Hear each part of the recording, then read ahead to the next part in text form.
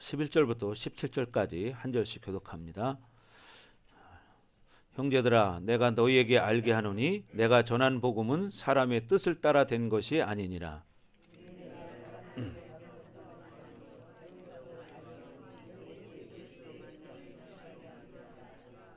내가 이전에 유대교에 있을 때에 행한 일을 너희가 들었거니와 하나님의 교회를 심히 박해하여 멸하고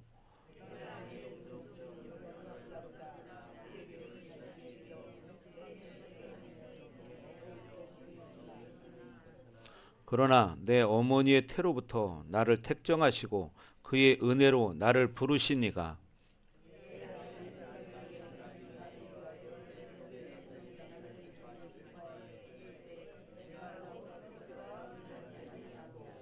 시작.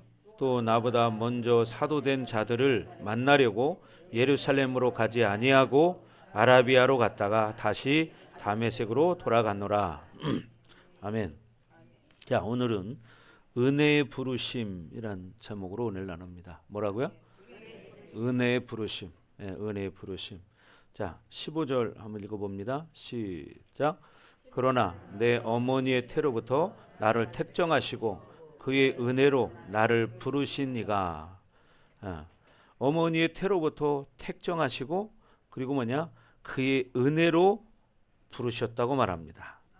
예, 그래서 여러분 은혜로 부름 받았다. 사실 이것은 어떤 자격 조건이 있어서 불렀다는 게 아니에요. 여러분이 우리가 세상에 살아갈 때는 어떤 조건이 충족이 돼야 회사도 들어갈 수 있고 학교도 들어갈 수 있습니다. 그죠? 뭐 성적이 어떤 수준 이상이 돼야 되고 아니면 어떤 자격증을 갖추고 있어야 되고 이렇게 어떤 조건이 충족이 돼야 사회생활하는 데는 그것이 가능하죠. 그리고 그 회사의 기준이 있잖아요. 거기에 합당한 사람이 돼야 취직을 할 수 있습니다. 그런데 하나님이 이렇게 우리를 부르신 것은 은혜로 부르셨다는 겁니다. 무엇으로? 은혜는 값 없이 주시는 게 은혜예요. 뭐라고요?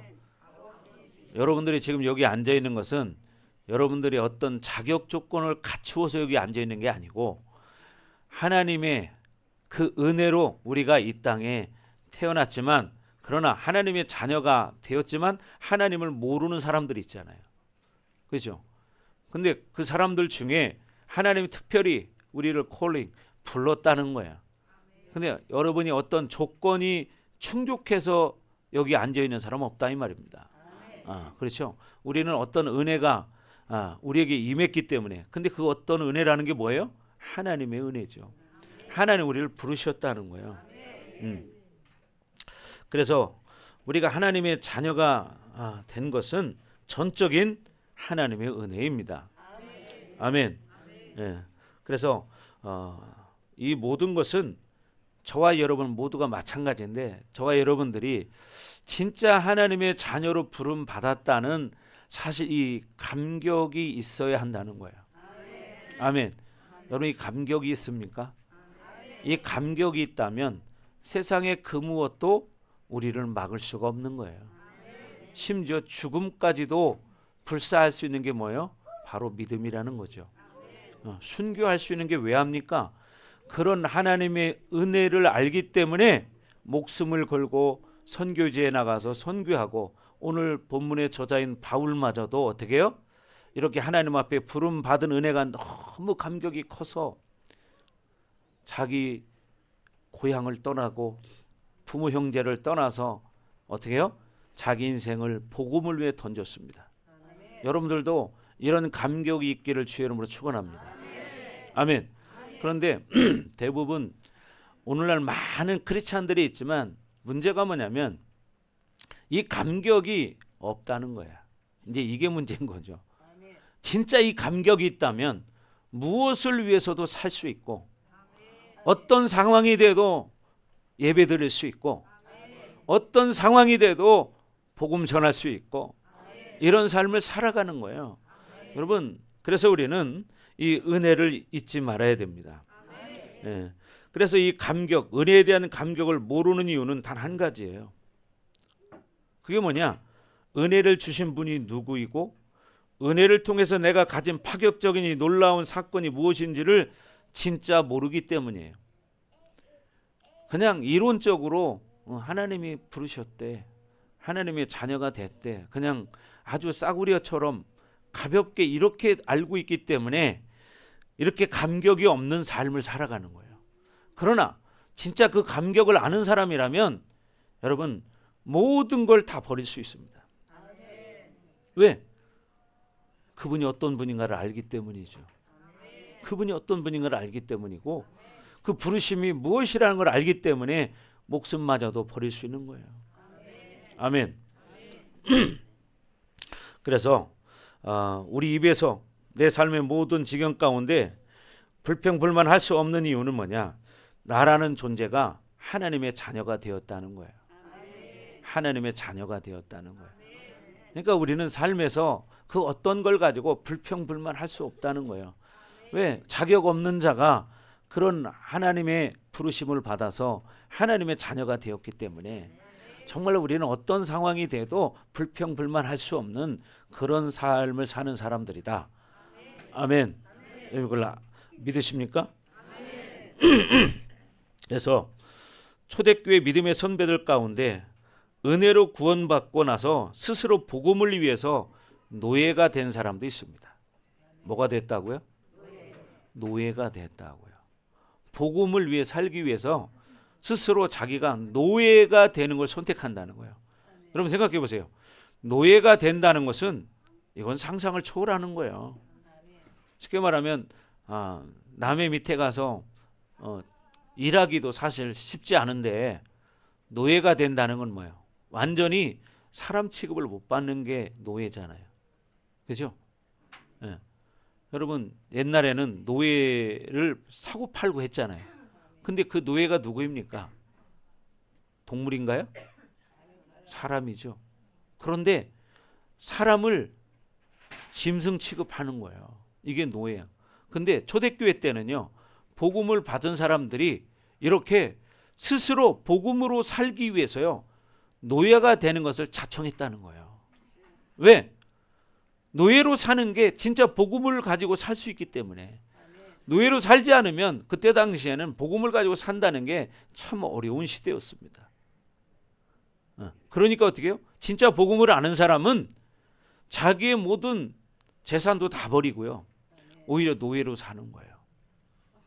여러분 그렇게 할 수 있겠습니까? 아멘? 아멘 소리가 별로 크지 않네요. 왜?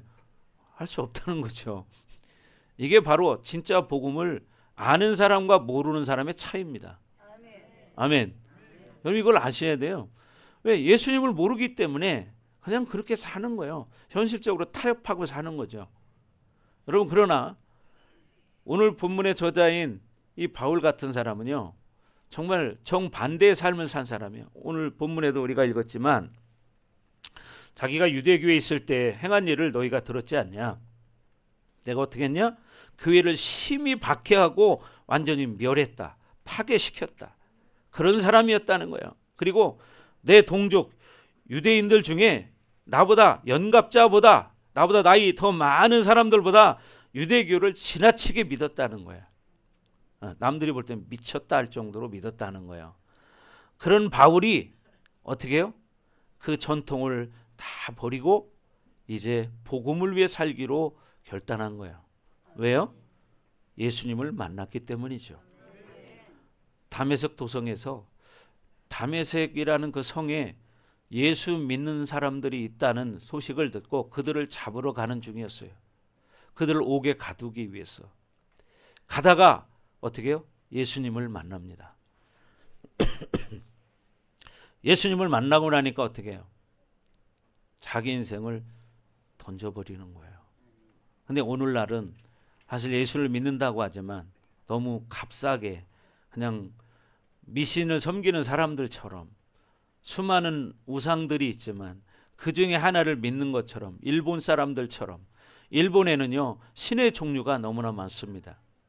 사람 숫자보다도 더 많은 나라가, 신의 종류가 많은 나라가 일본이에요. 그래 일본은요 붙이기만 하면 다 신이야. 근데 그들이 믿는 예수는요, 그 많은 신들 중에 하나일 뿐인 거예요. 이런 사람들이 많다는 거예요. 그러나 안 그런 사람도 있습니다. 뭐 이번에 일본의 총리가 되신 분이 4대째 기독교인이래요. 4대째. 아주 하나님의 은혜죠. 네, 일본이라는 나라에서 그런 기독교인이 총리가 된다는 것은 참 어려운 일인데 이게 하나님의 은혜입니다. 아멘.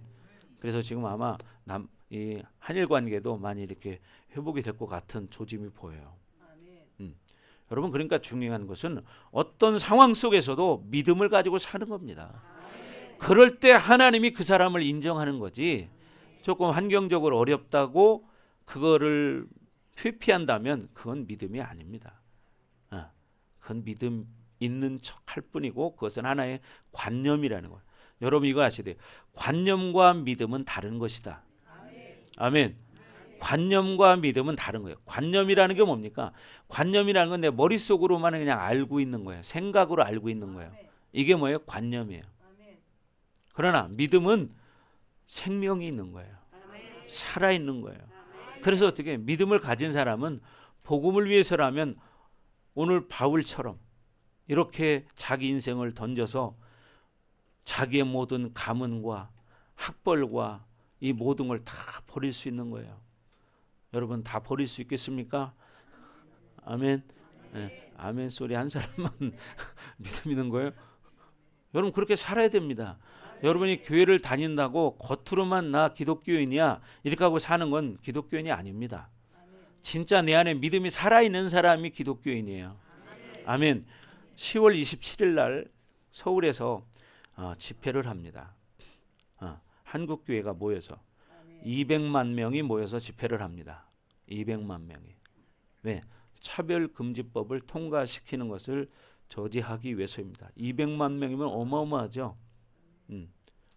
그래서 한국교회에서 이제 일어났습니다. 왜 그러냐면 이 차별금지법 이 중에는 독소 조항이 있어요. 쉽게 말하면 동성애를 합법화시키는 게 들어 있습니다. 여러분들 아시지만 여러분의 아들이 결혼한다고 며느리를 데려왔는데 남자를 데려왔어요. 그러면 어떻겠습니까? 여기 좋다고 할 사람 있겠습니까? 예? 여러분 이게 듣기는 그렇지만 실제 그 일을 당하면 어떨 것 같아요? 예? 상상을 초월하죠. 그죠? 쉽게 말하면 남자와 남자가 결혼을 해도 이걸 인정을 해주자는 거예요. 성경에는 그렇게 말한 데가 없습니다. 아멘. 여자와 여자가 결혼을 해도 인정해 주자는 거예요. 여러분 그것은 성경적이지 않은 겁니다. 하나님은 남자와 여자를 창조하셨다고 창세기 1장에 말하고 있죠. 남자와 여자를 창조하시고 아멘. 여러분 그 외의 것은 바로 하나님의 뜻이 아닙니다. 그거는 동성이라는 것은 합법화될 수 없고 여러분 성경에도 보면 이 로마서에도 그런 말씀들이 나와요. 남자가 남자와 여자가 여자와 여자가.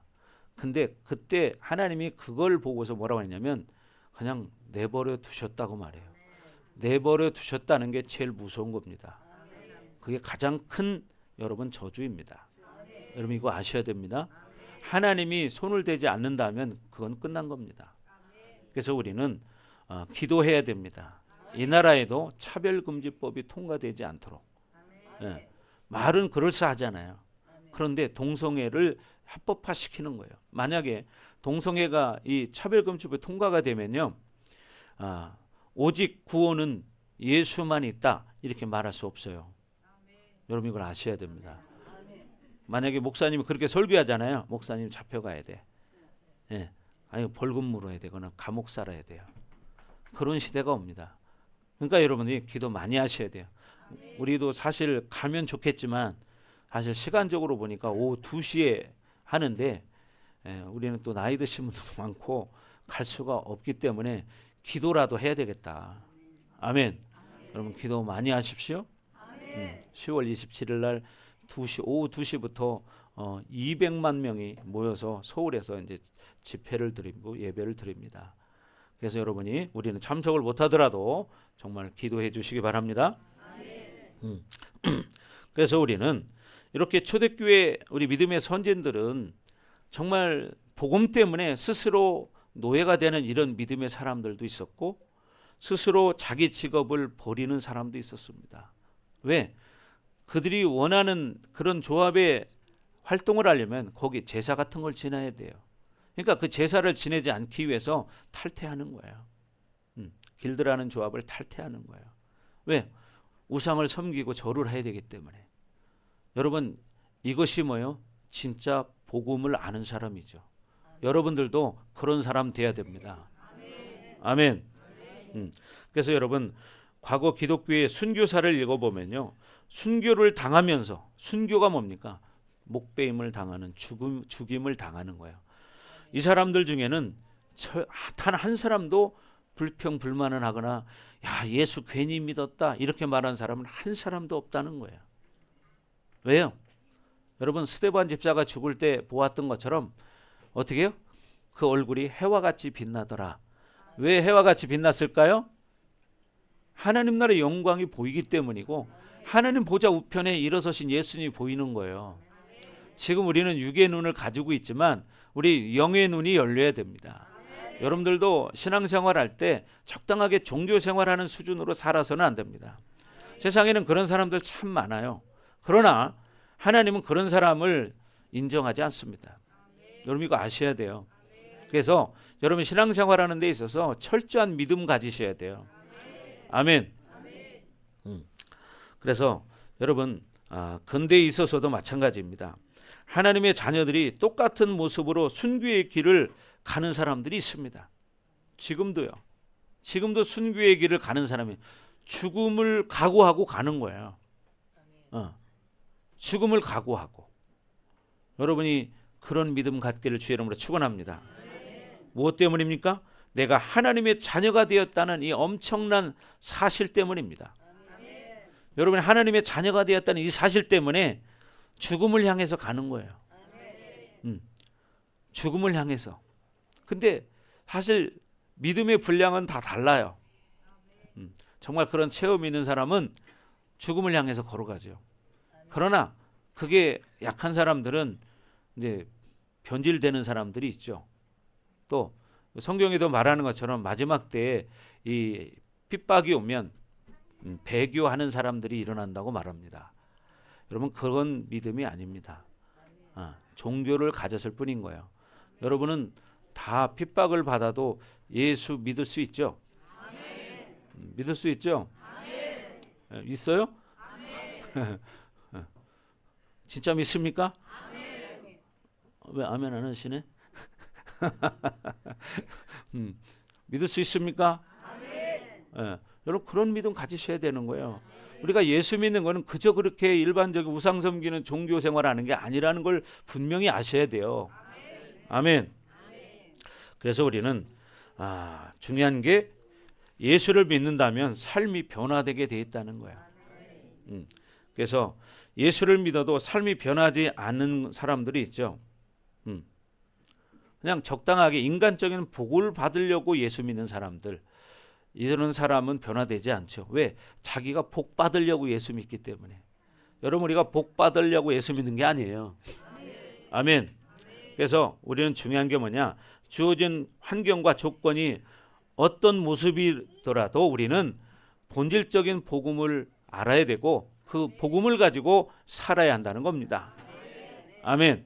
어떤 상황이 돼도 정말 하나님이 누구시고 하나님이 나에게 은혜를 주셔서 내가 하나님의 자녀가 된 이 사실을 여러분이 안다면 타협하지 않는 거예요. 타협하지 않는 거예요. 어떤 상황이 돼도. 그래서 우리는 예수 믿다가 어려운 상황이 돼도 불평불만하지 않죠. 믿음 있는 사람은. 고통스러울 수 있죠. 그러나 오히려 그게 감사합니다.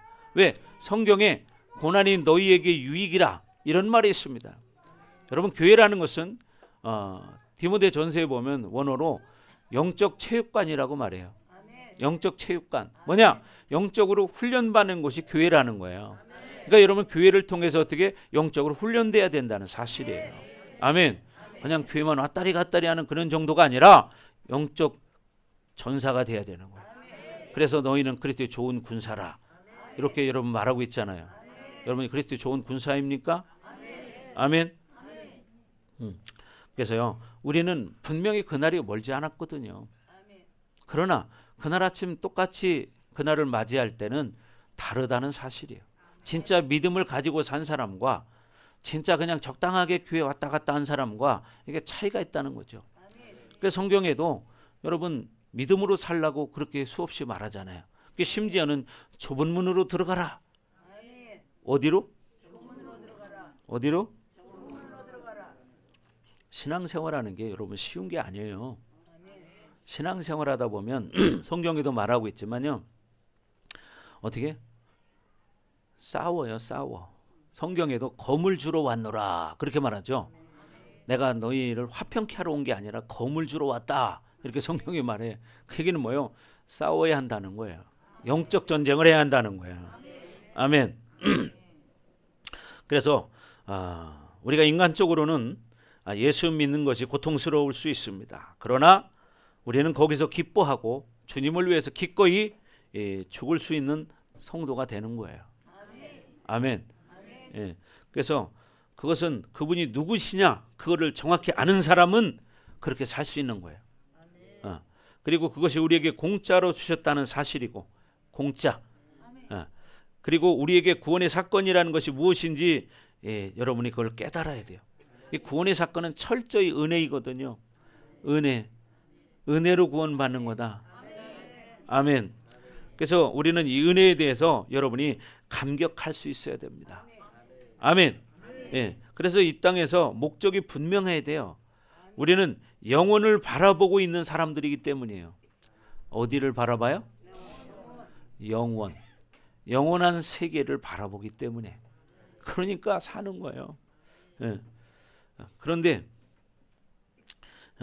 여러분들이 신앙생활하면서 이 땅이 목적이라면 그런 사람은 잘못하고 있는 거예요. 잘못 알고 있고 잘못 살고 있는 거예요. 왜? 나중에 후회할 것이기 때문에. 어떤 사람들은 지금 당장 눈앞에만 보잖아요. 그죠? 눈앞에만. 그러나 영원히 후회를 하게 됩니다. 여러분 그걸 명심하십시오. 그래서 우리는 영원한 세계를 바라보는 관점을 가지고 신앙생활을 해야 된다. 아멘. 그리고 영원 속에서 내가 어떤 존재로 서 있느냐를 여러분 믿음으로 바라볼 때 감격할 수 있는 거예요. 여러분이 영원한 세계에 내가 어떤 존재로 서 있을 거냐. 그건 뭐냐면 여러분이 이 땅에서 주를 위해서, 복음을 위해서 내가 무엇을 어떻게 하고 살았느냐에 따라서 영원한 시간에 들어갔을 때 가치가 다르다는 거죠. 여러분 이걸 알아야 됩니다. 그러니까 힘들지만, 그러나 복음을 안다면요 힘든 게 힘들지 않아요. 물론 고통스러워요. 그러나 그것을 믿음으로 능히 감당할 수 있죠. 여러분도 그런 믿음을 갖기를 주의 이름으로 축원합니다.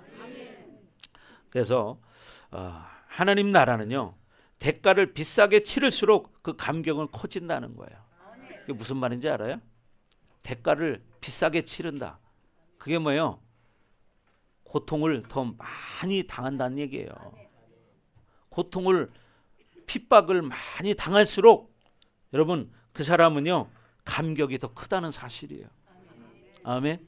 여러분 그 감격을 누리고 싶습니까? 그럼 어떻게 해야 돼요? 여러분이 그런 고통의 대가를 지불하셔야 돼요. 지불할 수 있겠습니까? 그럼 지불하셔야 돼요. 그래 나중에 후회를 하지 않거든. 그죠? 네. 잠시 잠깐 후회요. 여러분 그렇게 멀지 않아. 뭐 100년 뒤에가 아니에요. 여기 계신 많은 분들은 앞으로 20-30년 안에 다 그걸 체험하실 수 있는 분들이에요. 20-30년 안에. 그러면 어떻게 살아야 할 것이냐 이 말이에요. 이거 생각하고 살아야죠. 우리가 세상에 살 때도요. 세상을 바라보는 사람들은 어떻게 세상에서 성공하기 위해서 미래를 내다봐요. 앞으로 어떤 시대가 될 것인가 이런 걸 생각하고 마케팅을 풀어나가고 어떤 아이템을 가지고 그걸 만들어 가죠. 그러나 그것은 이 땅으로 끝난다는 사실이에요. 그래서 이 땅에 사는 동안에도 그 사람들은 특별한 특권을 가지고 누릴 수가 있죠. 잠깐이지만. 그러나 우리는 그 잠깐이 아니라 영원한 시간을 바라보고 있다는 거예요. 아멘. 그럼 어떻게 해야 할까요? 더 많은 고통의 대가를 지불해야 된다는 거예요. 여러분 그럴 각오가 돼 있습니까? 아멘. 돼 있습니까? 있어요? 그럼 여러분이 복음 때문에 그런 대가를 지불할 각오가 돼 있어야 돼요. 아멘. 욕도 먹어야 되고요. 별의별 일 다 당하죠. 그래서 어떻게 복음을 전하는 거고, 미친놈 소리 들어도 예수 믿는 거예요. 아멘. 그렇게 사셔야 됩니다. 그래서 이제 우리는 영혼을 깊이 볼 때가 되었다는 거죠. 이제 왜 머지 않아요. 20-30년 후면 그 영원한 시간을 여러분 직접 체험하게 돼. 그러면 지금부터 그걸 준비해야 되지 않겠습니까? 그렇잖아요. 예. 근데 어리석게도 지금 현실만 바라고 땅을 바라보는 사람은 참 어리석은, 기어가는 개미하고 똑같은 거죠. 개미는 지금 당장 자기들이 필요한 것만 하면 돼. 그죠? 개미는 지금 당장 필요한 거, 지나가는 참새도 마찬가지고, 비둘기도 보세요. 참 이렇게 보면은 비둘기들이 날아다니면서 길거리 앉아가지고 뭘 이렇게 주워 먹어요. 먹을 게 하나도 없는 것 같은데도. 왜? 지금 당장 배불러야 하기 때문에. 그러나 우리는 지금 당장을 위해 사는 사람들이 아니라 영혼을 위해서 산다. 아멘.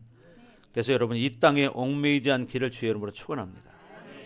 땅의 것에 얽매이지 않기를 주의 이름으로 축원합니다.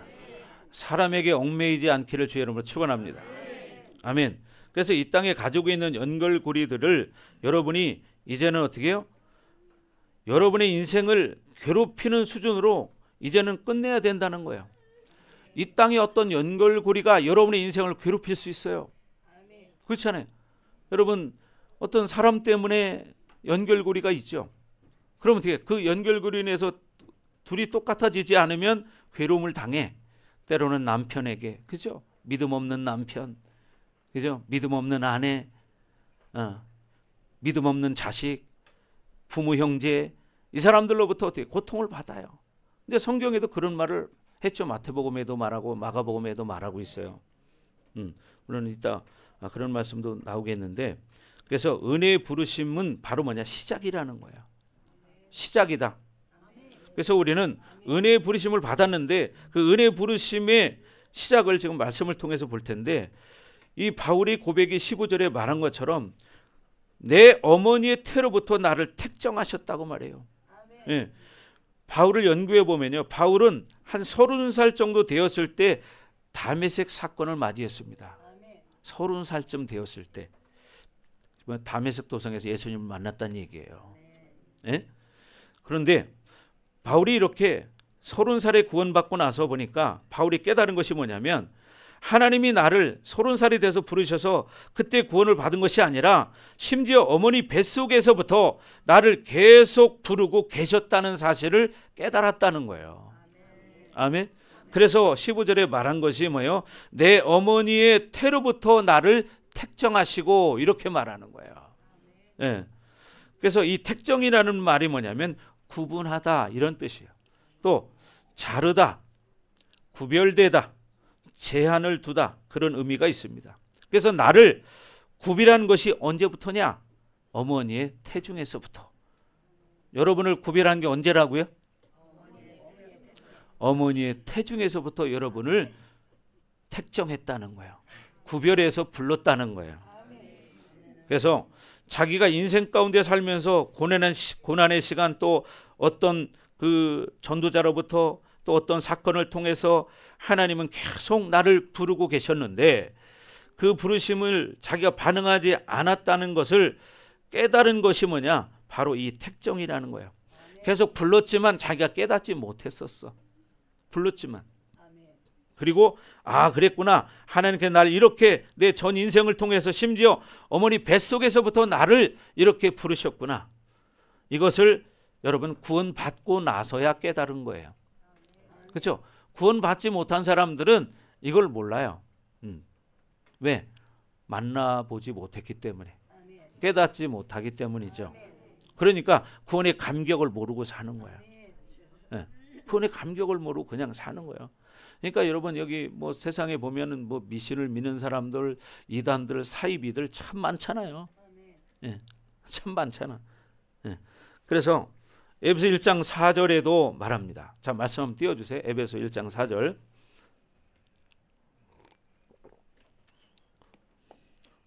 하나님이 우리를 어떻게 하시려고 불렀느냐? 자, 다 같이 한번 읽어봅니다. 시작. 그리스도 안에서 우리를 택하사 우리로 사랑 안에서 그 앞에 거룩하고 흠이 없게 하시려고. 예. 우리를 창세 전에, 언제부터?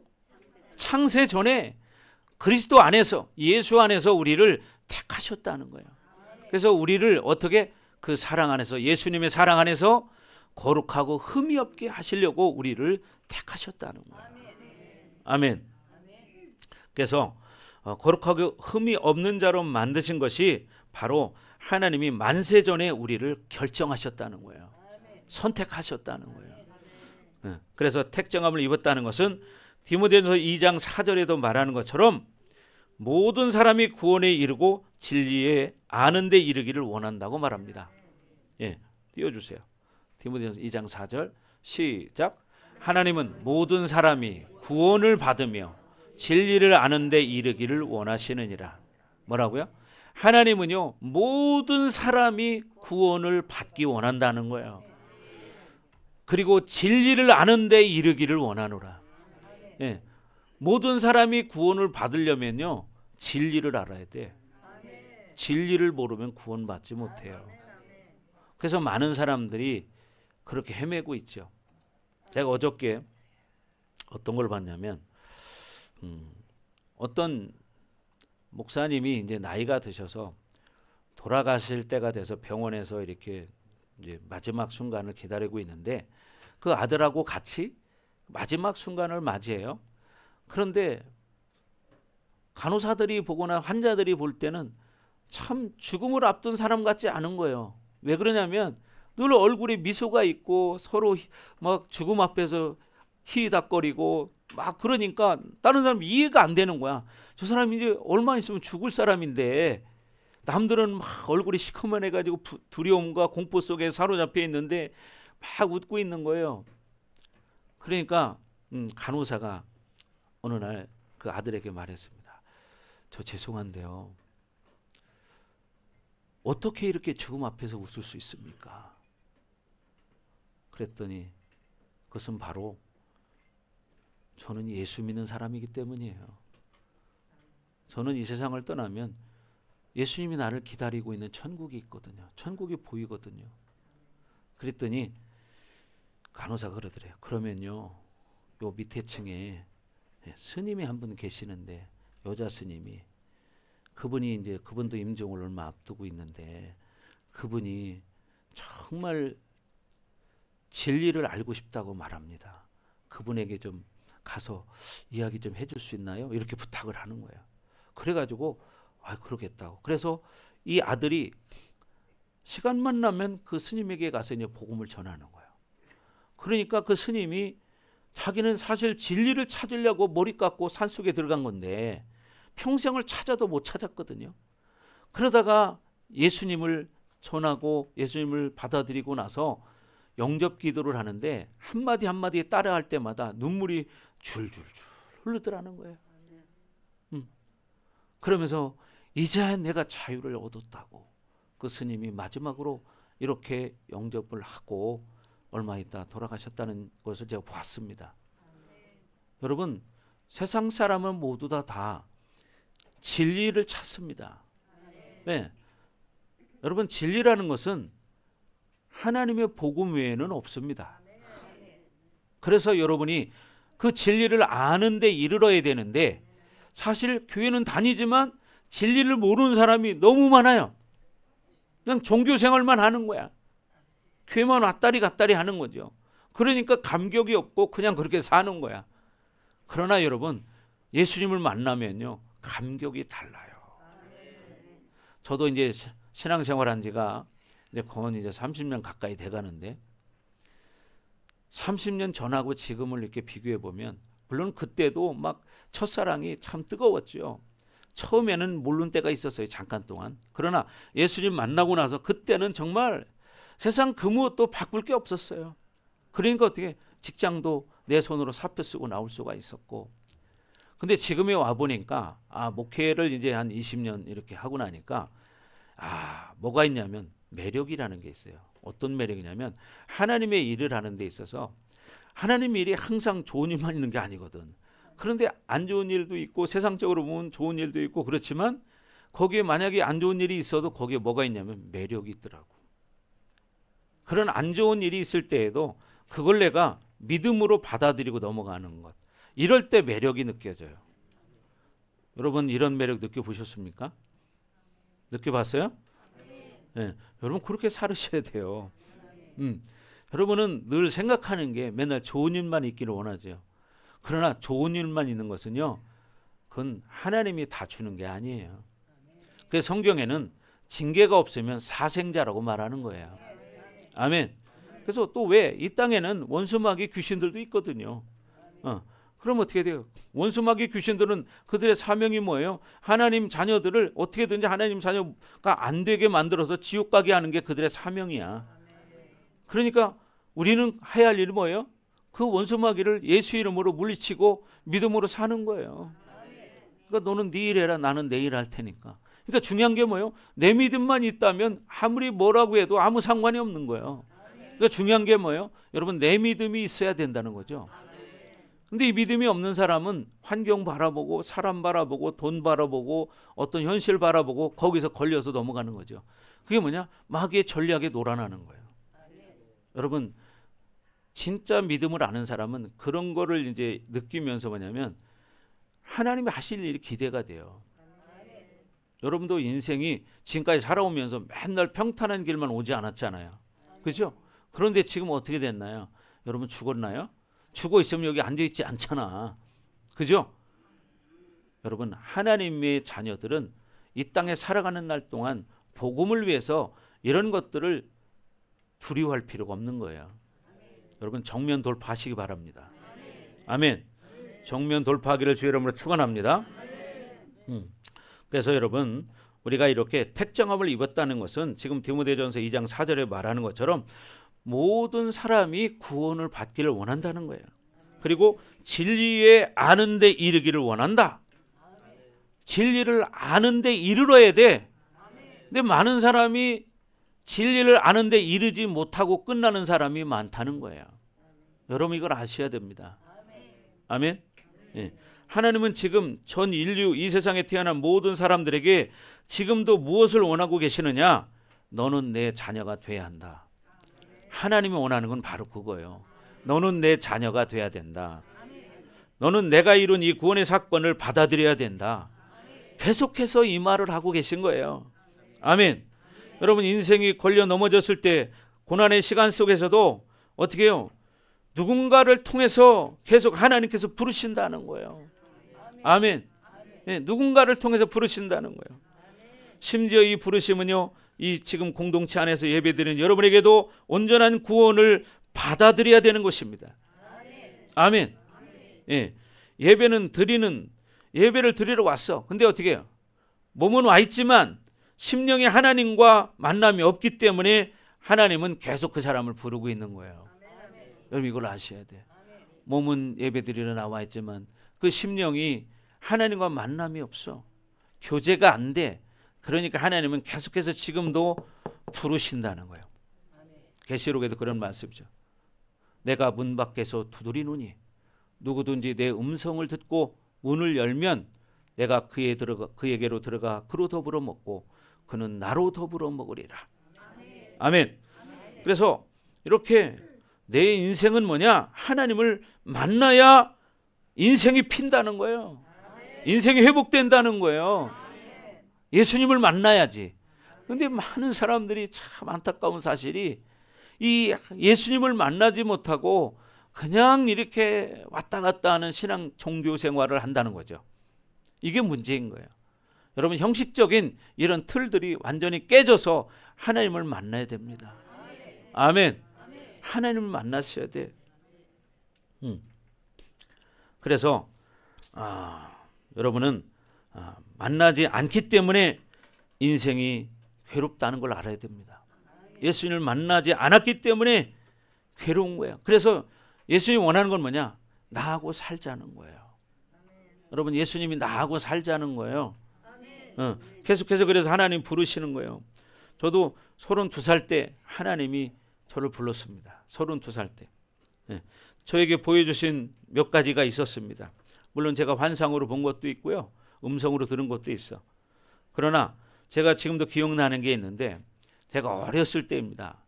아마 초등학교 들어가기 전이었던 것 같아요. 밑에 동네에 교회가 있는데 거기 부흥회를 하는 데를 갔어요. 초등학교 다니기 전에. 근데 그때 당시에 제 기억에 제가 교회 오른쪽 편에 앉아 있었거든요. 예를 들면 거기 들어온다면 한 조만큼쯤 앉아 있었어요. 근데 그때 부흥 강사 목사님이 나에게 안수해 줬던 기억이 나요. 그 기억이 나요. 그 어렸을 때. 여러분, 그래서 우리 인생은 이렇게 여러 가지 부르심이 있다는 거예요. 그러나 그를 깨닫고 순종하는 사람이 있는가 하면 미혹되어져서 어떻게 여전히 육으로 반응하는 사람도 있더라는 거죠. 그래서 우리는 인생 살면서 여러 가지 일들을 만나지만 그것은 곧 뭐냐? 하나님이 계속해서 부르신다는 거야. 부르신다는 거야. 그게 뭐냐? 택정함을 입었다는 거예요. 아멘. 그래서 우리 인생을 큰 테두리로 본다면 여러분이 당하는 모든 인생의 사건은요, 바로 뭐냐? 구원의 부르심이다. 구원의 부르심. 네. 나는 구원 받았는데요, 정말 여러분이 온전한 구원을 받았는지를 점검해야 돼요. 그래서 온전한 구원을 받은 사람은요, 그 인생은 영광으로 가게 돼 있는 거예요. 영광으로 가게 돼 있는 거지 종교 생활하는 게 아니라 이 말이에요. 아멘. 예. 그래서 아직도 온전한 구원을 받지 못한 사람들은요, 인생의 모든 그런 고난의 시간들은 주님의 부르심, 이 선택할 시간이라는 거예요. 주님의 부르심의 선택을 자기가 해야 되는 거예요. 아멘. 그래서 아직도 주님 뭐라고 말하냐? 너는 네 생각으로 산다. 여러분, 이걸 알아야 돼요. 아직도 네 생각으로 살고 있다. 아직도 너는 네 방법 가지고 살고 있다. 이걸 말씀하시는데 그걸 깨닫지 못하는 거야. 우리 인간은 이성과 합리성이 있어서 내가 아는 거, 내가 경험한 거, 내가 알고 있는 지식, 이걸 가지고 자꾸 느끼려고 하고 경험하려고 하고 그래요. 그래서 하나님은 지금도 뭐냐? 야, 너는 나와 살기를 원한다. 내 생각을 가지고 살기 원한다. 그게 뭐예요? 하나님 말씀을 가지고 살기 원한다는 거예요. 아멘. 네. 그래서 그것이 뭐냐면 계속해서 주님이 부르시는 계시라는 거죠. 여러분, 이걸 깨달으셔야 됩니다. 아멘. 그것이 뭐냐? 택정이라는 말의 의미인 거예요. 택정. 그래서 이 하나님의 소리를 들을 수 있어야 한다는 거죠. 아멘. 그래서 우리는 발람의 사건 속에서 망아지를 통해서 하나님은 우리를 부르고 계십니다. 네. 망아지를 통해서도 하나님 부르시잖아요. 네. 그래서 우리 온 우주 만물 천상천하 전 세계가요, 결국 주님은 나에게 말씀하고 계신다는 거예요. 아멘. 나에게 말씀하고 계신다는 거예요. 여러분, 이걸 깨달아야 돼요. 아멘. 그래서 여러분, 어느 날 여러분이 하나님 음성이 들릴지 몰라요. 그러니까 중요한 건 뭐예요? 하나님과 그런 교제하는 시간을 만들어 가야 한다는 거죠. 저도 하나님과 대화한 시간이 있었어요. 정말 주고받고 대화한 시간이 있었고, 그날 제가 호렙산이라는 곳에 가가지고 기도하다가 제가 하는 기도의 기둥이 하나님 앞에 빨려 올라가는 걸 제가 환상으로 봤어요. 어마어마하더라고요. 이런 아름드리 기둥이에요. 저는 이걸 환상으로 봤습니다. 꿈으로 본 게 아니고요, 환상으로 기도하다가 쫙 보이더라고요. 근데 그날은요, 기도가 끝나고 생활하는데도 이런 딱딱한 아스팔트 길을 걸어가도 구름 위를 걸어가는 것 같더라고. 구름 위를 걸어가. 그래서요, 우리는 이렇게 말씀을 통해서 하나님이 이렇게 택정하셨다는 거예요. 또 어떤 사건을 통해서도 우리를 계속 택정하신다는 거예요. 아멘. 그러니까 여러분들이 인생 살다가 어려운 일 만나잖아요. 지금까지 여러분 한 번도 어려움이 없었다는 사람 있나요? 우리 성도님은 없었죠? 추우신 것 같아요. 여기에서 어려움이 없었다는 사람 한 사람도 없을 겁니다. 인간은요, 그 누구도 어려움이 없는 사람이 아무도 없어. 아멘. 그래서요, 우리는 자꾸 하나님의 택정의 부르심, 구원의 온전함을 이루는 택정함의 부르심, 이것이 바로 은혜라는 것을 아셔야 된다. 아멘. 그럼 어떻게 여러분 삶이 바뀌어야 되는 거예요. 세상의 모든 사람들은 무엇을 봐도 하나님을 느끼지 못합니다. 그렇죠? 그러나 하나님의 자녀들은요, 그 구원의 사건이 온전하든 온전하지 않든 무엇을 봐도 하나님을 느끼고 하나님의 소리를 들을 수 있다는 거예요. 아멘. 정말입니다. 예. 그래서 시편 8편에도 다윗이 여호와의 이름이 온 우주 만물에 있다고 말하고 있습니다. 자, 시편 8편 1절 말씀을 한번 띄워줘 보세요. 정말에 여러분 하나님 만나보면요, 이런 식물을 바라봐도요, 여기서 하나님을 느낄 수 있어요. 만물에 보여 알려졌나니 분명히 말하거든요. 자, 우리 다 같이 읽습니다. 시작. 여호와 우리 주여, 주의 이름이 온 땅에 어찌 그리 아름다운지요. 주의 영광이 하늘을 덮었나이다. 아멘. 주의 영광이 하늘을 덮었대. 네. 온 땅에 어찌 그리 아름다운지요. 그렇게 하나님의 아름다운 영광을 느끼기 위해서는 내가 하나님의 사람으로 살기를 결단해야 되는 거예요. 그리고 하나님의 은혜를 사모해야 되는 거죠. 그럴 때 그걸 누릴 수도 있고 느낄 수도 있습니다. 이걸 모르는 사람은 육의 눈으로 보는 것만 보는 거예요. 네, 육의 눈. 다른 게 안 보여져요. 그게 이제 문제인 거죠. 여러분 갈망해 보세요. 여러분도 느낄 수 있습니다. 아멘. 느낄 수 있습니다. 여러분의 신앙생활을 오래 하셔도 계속해서 시간이 지날수록 뭐냐면 영이 새로워져야 되고 회복이 되어져야 돼요. 신앙생활을 오래 해가지고 졸기나 그런다면 그 영혼은 병들은 인생이에요. 그 사람은 잘못 가고 있는 거예요. 신앙생활 잘못하고 있는 거예요. 신앙생활 오래 해서 존다, 그런 사람은요, 여러분 병들은 거야. 영적으로. 깨어나기를 주의 이름으로 축원합니다. 우리 성도들은 물론 그렇게 열심히 하려고 몸부림치고 있지만 일반적으로들 보면 그런 사람들이 참 많이 있어요. 교회들마다 특히 장로님들, 뭐 직분이 높은 사람일수록 그런 사람이 많더라고. 그래서 가끔가다 우리 안수 집사님도 막 장로님 닮아가려고 하더라고요. 앞에 앉아가지고. 그러시면 안 됩니다. 그래서 우리는 시편 8편 1절에 말하는 것처럼, 그렇죠? 여호와 우리 주여, 찬양이 있죠. 여호와 우리 주여, 이런 찬양이 있습니다. 여러분 우리는 사실 이렇게 하나님께서 주신 자연 속에서 하나님을 느낄 수 있어야 되는 거예요. 아멘. 자, 그래서 여러분이 그 하나님을 느끼는 여러분 되기를 바랍니다. 자, 다음에 16절 보겠습니다. 16절 시작.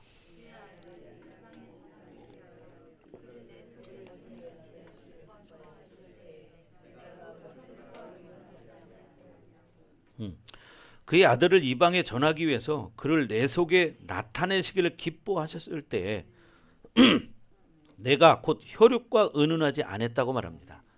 혈육과 의논하지 않았다. 그러니까 여러분 믿음으로 사는 것은요, 사람하고 상의하는 게 아닙니다. 여러분 이걸 아셔야 돼요. 이사야 42장 1절에도 말합니다.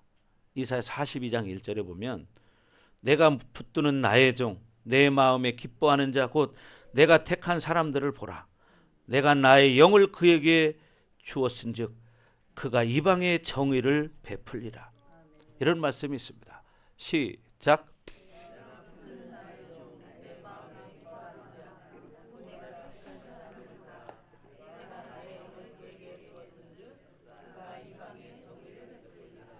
아멘. 여러분 이 아들을 부르심의 내용, 그건 뭐예요? 아들이라는 거예요, 우리가. 그래서 이 아들은 뭐예요? 누구신지 너무나 잘 알고 있잖아요. 그죠? 그 아들이 누구예요? 메시아인데 성령과 분리되지 않는 삶을 이 땅에서 살으신 분이에요. 예수님은 어떻게 메시아로 이 땅에 오셨어요? 기름 부음을 받아서. 메시아가 뭐예요? 우리 구원자로 오셨다는 거죠. 그런데 어떻게 해요? 그분이 성령과 분리되지 않는 삶을 사셨다는 거예요. 그래서 그분이 이 땅에서 계속 어떻게 해요? 그렇게 살으신 거죠. 우리도 그렇게 살라고. 그래서 우리에게 본을 보이신 분입니다. 그래서 예수님은요, 우리와 똑같은 육체를 가지고 이 땅에 오셨어요. 그래서 로마서 1장 3절에도 육신으로는 다윗의 혈통에서 나셨다고 지금 말하고 있어요. 자, 시작. 그의 아들에 관하여 육신으로는 어떻게? 다윗의 혈통에서 나셨어요. 그러니까 우리가 똑같은 육신을 가지고 이 땅에 태어났다는 거예요. 그다음에 4절 보면 4절 시작. 성결의 영으로는 죽은 자들 가운데서 부활하사 능력으로 하나님의 아들로 선포되셨으니 곧 우리 주 예수 그리스도시니라. 아멘.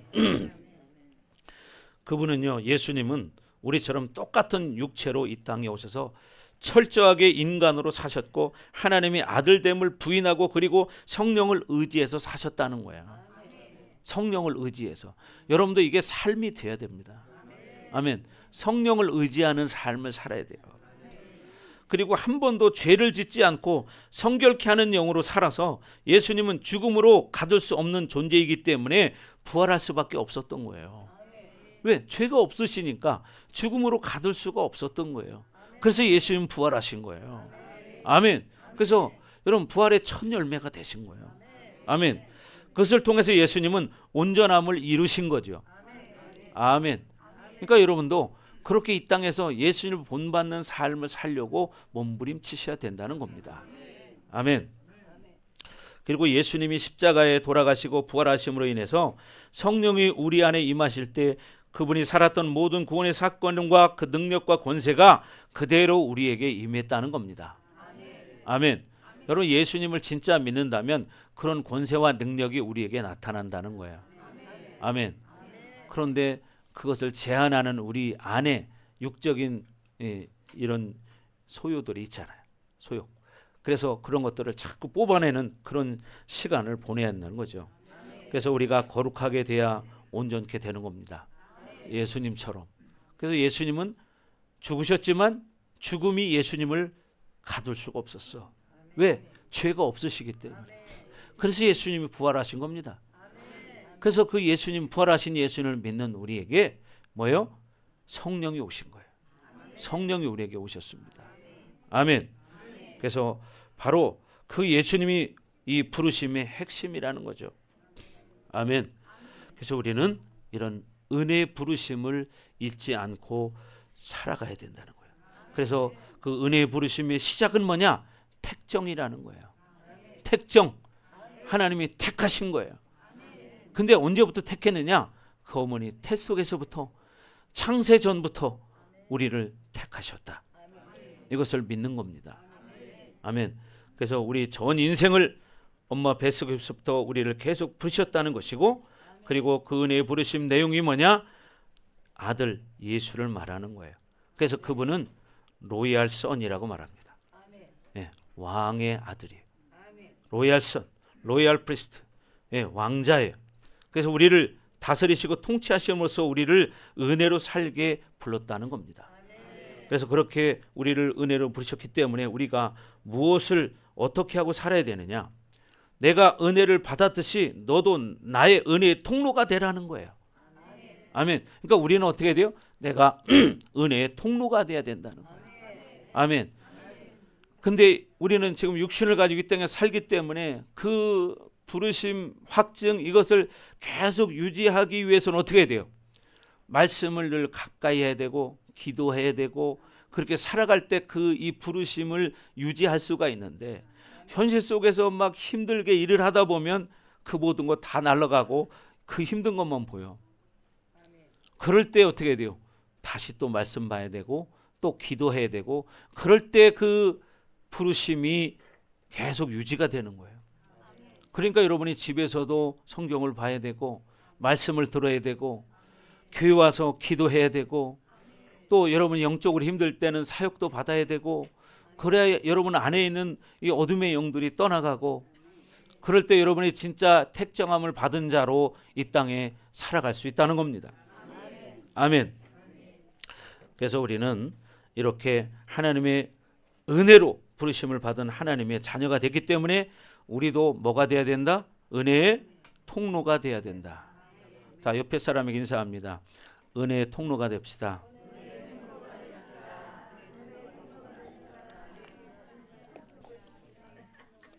아멘. 은혜의 통로가 되기를 바랍니다. 자, 그게 뭐냐? 바로 선교의 부르심이라는 거예요. 우리가 은혜의 통로가 될 때 선교의 부르심이에요. 그래서 그의 아들을 이방에 전하기 위하여 그랬죠. 그의 아들을 어디에? 이방에 전하게 하기 위하여. 그게 뭐야? 선교의 부르심이죠. 그래서 먼저 바울은 그 선교의 부르심을 위해서 이방에 보내심을 받은 사람이 되었다는 거예요. 그래서 선교라는 것은요, 꼭 해외를 나가야 선교가 아닙니다. 많은 사람은 해외를 나가는 것이 꼭 선교라고 생각하는데 그렇지 않습니다. 여러분, 우리는 이 하나님의 자녀로서 여러분 가정의 선교사라는 걸 알아야 돼요. 여러분 직장의 선교사예요. 여러분 해외는 못 나갈 망정, 여러분 생각해봐요. 대화도 잘 안 되고 문화도 다른 그곳에 가서 복음을 전한다는 건 정말 어려운 일이죠. 그런데 대화도 잘 통하는 사람과 같이 사는데도 그 선교도 어렵죠. 그렇잖아요. 대화가 그렇게 되고 한국 사람끼리 대화를 해도 선교하는 게 쉽지 않잖아요. 그러니까 여러분 선교라는 게 얼마나 어려운 일인가를 알아야 되고 하나님의 은혜를 갈망해야 되는 거예요. 당장 그렇잖아요. 내 가까이에 있는 한국말 서로 주고받을 수 있는 사람하고도 대화가 안 되는데, 그래서 선교가 얼마나 어려운지를 알아야 되고, 선교를 위해서 그래서 뭐 해야 되느냐? 여러분 기도해야 되는 거예요. 여러분 삶의 현장에서 선교하기 위해서 기도해야 되는 거예요. 아멘. 그래서 우리는 이제는 어디를 가든 말씀을 전하고 복음의 부르심에 대해서 말할 수 있는 자가 되어야 된다는 거죠. 그래서 늘 복음의 빚진 자로서 선교의 부르심을 가지고 여러분이 삶의 현장에서 그렇게 살아가는 거예요. 그러니까 우리가 선교사님들 그러면 뭐 그냥 막연하게 참 대단하셔, 말로만 이렇게 하지, 그 어려움을 몰라. 그런데 여러분 생각해봐요. 여러분 가장 가까이 옆에 있는 사람 하나도 선교하기가 어렵잖아. 그죠?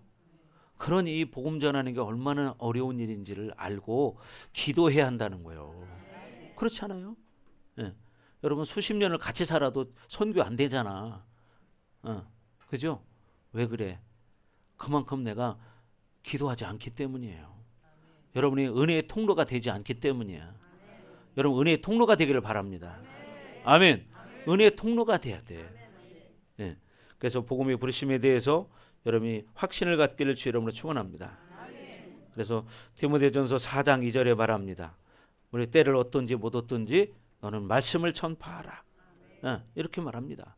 자, 띄워주세요. 디모데 4장 2절. 어서 봐. 이게 뭐야? 디모데 후서입니다. 디모데 후서. 디모데 후서 4장 2절. 그래서 우리는 계속해서 뭐냐면 기회가 됐든 안 됐든 어떤 상황이 됐든 자꾸만 뭐야? 복음을 전하려고 애를 써야 된다는 거예요. 다 같이 읽습니다. 시작.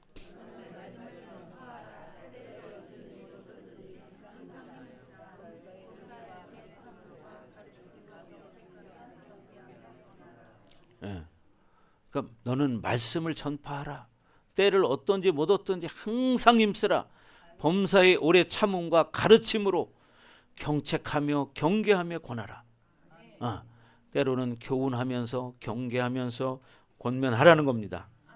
그래서 또 에베소 4장 12절에도 말하지만 이 봉사일을 하게 되는 것도 여러분 몸인 교회 지체 이 시스템 안에서 바로 뭐냐? 선교라는 것은 바로 은사가 아니라는 거예요. 그러니까 여러분 누구나 할 수 있는 거예요. 복음 전하는 거 누구나 할 수 있잖아요. 아멘. 할 수 있잖아요. 네, 복음 전하는 거. 그러나 여러분 복음 전해도 다 그걸 잘 받아들이지 않아요. 복음 전하다 보면 별의별 사람 다 있잖아요. 그죠? 어떤 사람은 욕하는 사람도 있고 어떤 사람은 또 뭐 여러 가지 상황 때문에 어려움 당하는 사람도 있고 어떤 사람은 또 미혹당해 가지고 교회 나갔다가도 또 어디 도망가는 사람도 있고 별의별 사람 다 있어요. 그러나 우리가 할 일은 뭐냐? 여러분 복음을 전하는 거야. 때를 어떤지 못 어떤지. 그러니까 그거는 그 사람이 그 선택인 거예요. 그러니까 여러분 하나님은 우리에게 복음 전하는 사명을 주셨어. 그럼 우리는 끝까지 계속 복음을 전하는 거야. 그리고 여러분 보세요. 주변에도 보면 복음을 전하다 보면 끝까지 신앙생활 잘하는 사람도 있는가 하면 또 중간에 미혹당해서 또 옛날로 다시 돌아가는 사람도 있고, 그래서 바울이 여러분 1장 지금 전반부에 말할 때 그런 얘기 했잖아요. 너희가 속히 떠나 그랬잖아요. 복음을 전해 들은 지 불과 4, 5년밖에 안 됐는데 미혹이 돼서 떠났다는 거예요. 여러분 이렇게 신앙생활 하다 보면 제대로 신앙생활 못하는 사람들은 미혹되어져서 떠나는 사람들도 많이 있다는 거죠. 그리고 이단에게 미혹당해가지고 빠져드는 사람, 여러분 주변에도 그런 사람 많이 있잖아요. 이단에 빠지고 어떤 사이비에 빠지고 이런 사람들. 그러다 보니까 오늘날 사실 교회가 욕을 먹는 이유 중에 하나도 교회도 똑같이 바라보는 거예요. 그래서 그런 일들이 많이 있는 겁니다. 그러나 어떻게 우리가 한 일은 뭐냐? 결과는 하나님께 맡기고 복음을 전하는 거야. 여러분 그래요. 수많은 사람, 우리 교회도 많은 사람들이 왔다 갔습니다. 그렇지? 얼마나 많은 사람들이 왔습니까? 근데 어떻게 다 남는 게 아니야. 다 나오면 우리 교회 터져 나갔을 거예요. 그죠? 네. 우리 교회도 앞으로도 마찬가지예요. 근데 때가 되면 하나님이 또 물밀듯이 또 몰아주실 때가 있거든요. 네. 우리는 그때를 바라보면서 가는 거예요. 그리고 어떤 분이 그러더라고요. 아, 목사님네 교회는 이제 머지않아 교회를 이전할 것 같대. 아, 내가 봐도 그럴 것 같아요. 만약에 여기서 몇십 명만 늘어나면요, 여기 진짜 힘들어요. 그죠? 예, 몇십 명만 늘어나면 아, 지금도 북적거리는데, 그러나 상관없다. 더 북적거려도. 그죠? 뭐 새로 성전 이전하면 되잖아. 그죠? 그러니까 그건 뭐냐? 하나님 뜻에 달려 있는 거야. 우리가 할 일은 뭐냐? 복음 전하고 영혼 살리고 주어진 일만 열심히 하면 되는 거야. 일은 하나님이 하신다 이 말이죠. 아멘. 그렇게 되길 주의 이름으로 축원합니다. 아멘. 그래서 우리는 전도라는 부분을 여러분이 하고 싶으면 하고 안 하고 싶으면 안 하고 그런 게 아니라요. 전도라는 것은 바로 필수입니다. 그냥 어쨌든 결과는 하나님께 맡기고 계속 전하는 거예요. 저도 지금도요, 어디를 가도 복음 전하려고 노력해요. 시장을 가도 거기에서 과일 파는 사람한테 복음도 전하기도 하고, 사람 만나면 어떻게든지 전하려고 노력하죠. 길거리 여기 지나가는 사람들도 어떨 때는 만나서 내가 인사도 하고. 여러분 이 동네는 보니까 또 외국인들이 많아요. 요즘 외국인들이 꽤 많아요. 이 동네. 이상하다. 왜 이 동네에 자꾸 외국인들이 이렇게 많아지나. 새 건물들이 많아서 그런가 봐요. 외국인들이. 얼마 전에는 또 나이 드신 외국인 부부가 요 앞에서 막 주소를 찾고 있어요. 그래서 내가 딱 보니까 어딜 찾는 것 같아. 그래서 왜 그러냐고 그랬더니 주소를 딱 보여주는 거야. 그래서 보니까 41번이더라고요. 건물 이름이 41번. 204하나인가 그래요. 그래서 내가 영어는 잘 못하지만 여기는 39이고 여기 41이다.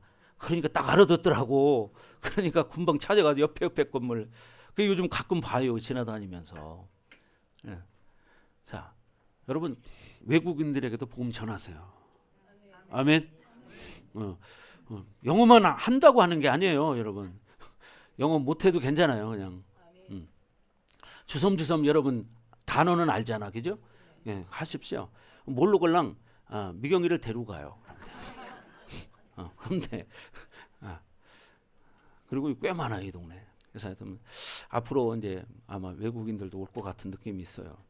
자, 그럼 복음 전하시기 바랍니다.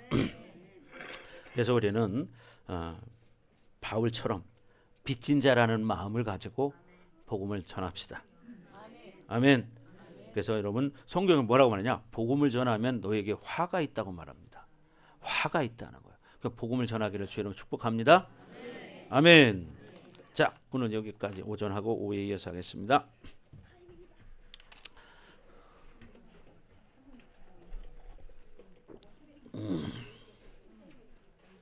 자, 오늘 말씀 들은 대로 정말 하나님, 우리가 하나님의 은혜로 부르심을 받은 자들입니다.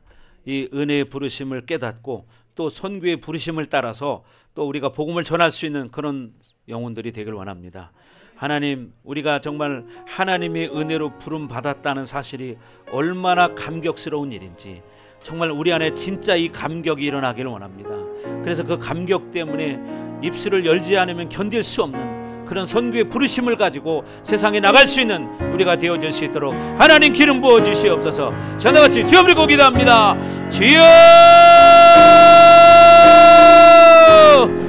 할렐루야. 아버지 하나님, 우리가 하나님의 은혜로 부르심을 받은 자들입니다.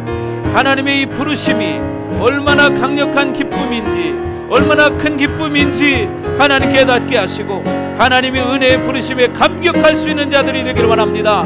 그래서 하나님, 은혜에 감격해서 우리가 이 선교의 부르심을 가지고 복음을 증거하기를 원합니다. 하나님, 우리에게 믿음을 주시옵소서. 오라바라바라바라바라바, 더 충만하게 더 임하소서. 이야라바라바라바, 더더더더, 이야라바라바라바, 어라바라바라바라바라바, 더더더더, 더 충만, 더 활성화, 더 임하소서. 하나님 이름 부어주시옵소서. 하나님 은혜의 부르심에 대한 감격이 회복되기를 원합니다. 내가 하나님 앞에 부름받았다는 이 사실이 얼마나 큰 감격인지 하나님 감격을 하나님 느끼며 하나님 살아갈 수 있도록 하나님 이름 부어주시옵소서. 이어라바라바라바라바라바라바, 너 정말 너 이름 부어주세요. 주님을 찬양합니다. 하나님, 그래서 우리가 이 복음을 전하지 않고는 견딜 수 없는 이 선교의 부르심이 우리 안에서 불일 듯 일어나기를 원합니다. 하나님 이름 부어 주시옵소서. 오라바라바라바, 주님을 찬양합니다. 하나님 영광 받아 주옵소서. 이제는 이 교회 머리가 되시며 우리의 구원자가 되시는 예수 그리스도의 은혜와 독생자를 아낌없이 우리를 위해 이 땅에 내어주신 하나님 아버지의 극진하신 사랑하심과 보혜사 성령님의 감화감동 내주 역사에 우리를 충만하심이 오늘 말씀을 듣고 하나님의 그 은혜의 부르심의 감격을 깨닫게 하시고, 그래서 우리가 선교의 부르심으로 세상 가운데 살아갈 수 있도록 하나님 우리를 긍휼히 여겨주시기를 간절히 축원하옵나이다. 아멘.